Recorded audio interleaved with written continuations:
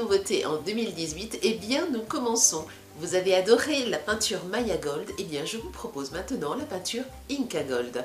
Il ne s'agit pas de la même peinture, il ne s'agit pas de la même texture, il ne s'agit pas de la même utilisation, mais vous allez adorer. La peinture Inca Gold est une peinture très pigmentée qui se décline dans de nombreuses couleurs aux effets métallisés. Les couleurs sont miscibles entre elles. Elle convient parfaitement à des surfaces telles que le bois, le carton, l'argile, le papier, le béton, la pâte polymère et bien d'autres matières. Elle peut être posée en une ou plusieurs couches selon l'effet désiré.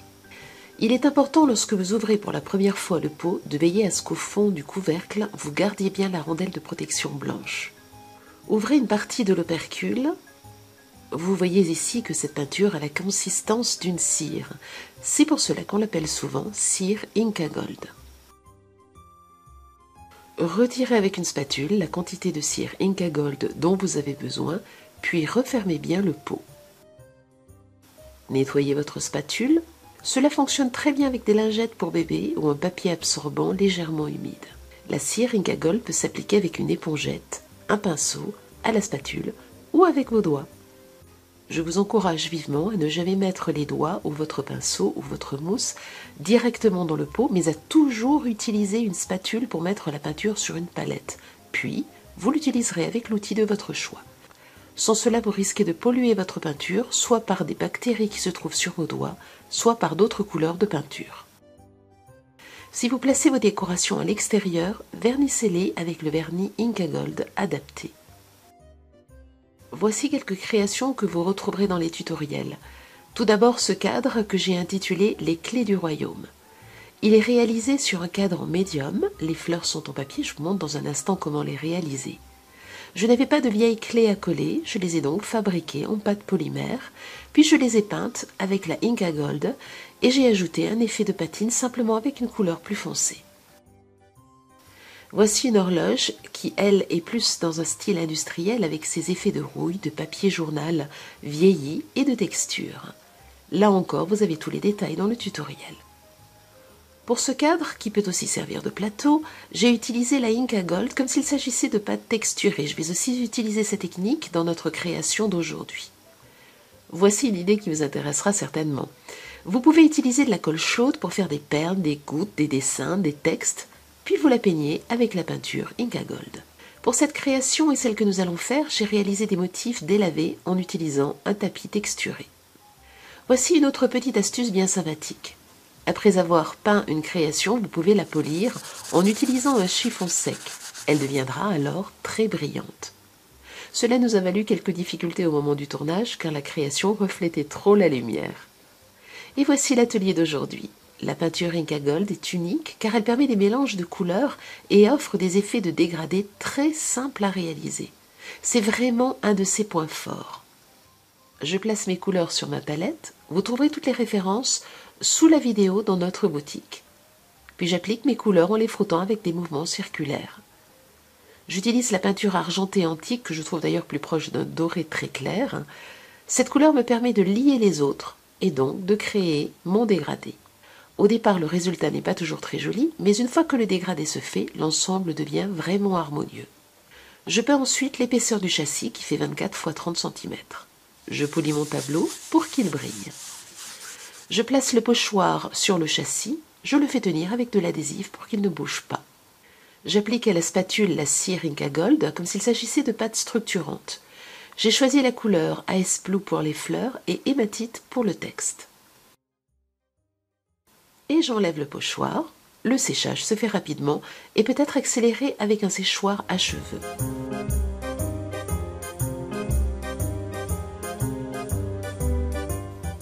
J'aimerais maintenant ajouter à mon tableau des motifs que je ne veux pas entiers, comme s'ils avaient été effacés par le temps. J'utilise un pinceau mousse pour placer de la peinture sur un tapis de texture, puis j'applique le tapis comme s'il s'agissait d'un tampon. Je ne veux pas un trait, j'enlève donc une partie des motifs avec mon doigt humide. Je procède de la même manière pour tout le contour du tableau. J'atténue encore les motifs en passant de la peinture argentée antique. Je passe maintenant une mousse avec de la couleur hématite pour donner un autre effet vieilli à mon tableau.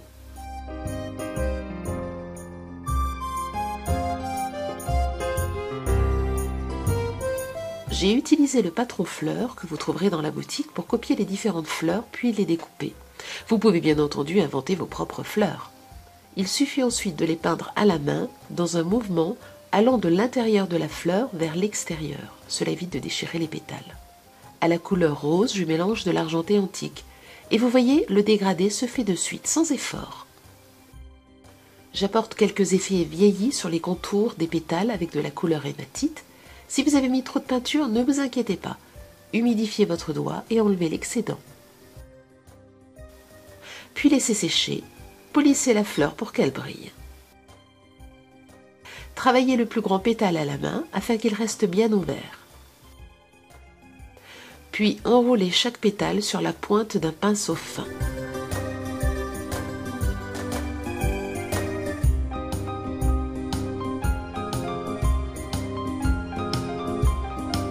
Assemblez les fleurs puis collez-les.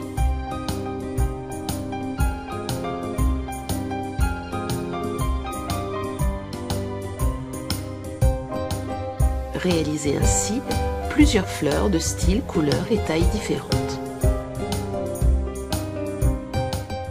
Je rajoute ensuite un petit flacon de parfum dont j'ai moi-même fait le moule avec de la pâte Yumaru. Vous pouvez bien entendu utiliser un flacon vide ou un autre motif. Il ne reste plus qu'à coller toutes ces créations sur le tableau.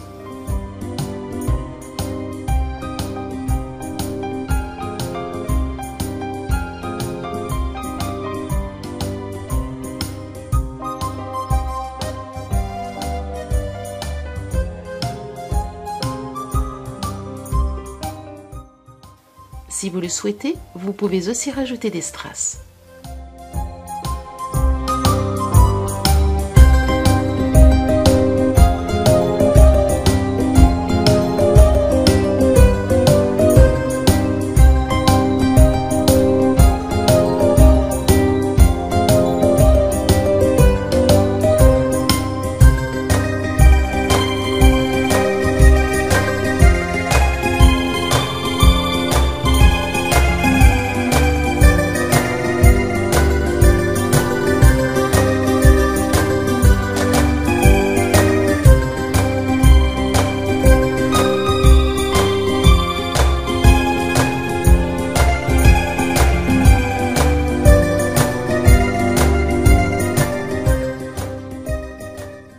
Comme toujours, vous retrouvez dans notre boutique tous les produits que j'ai utilisés dans cet atelier et dans les tutoriels associés.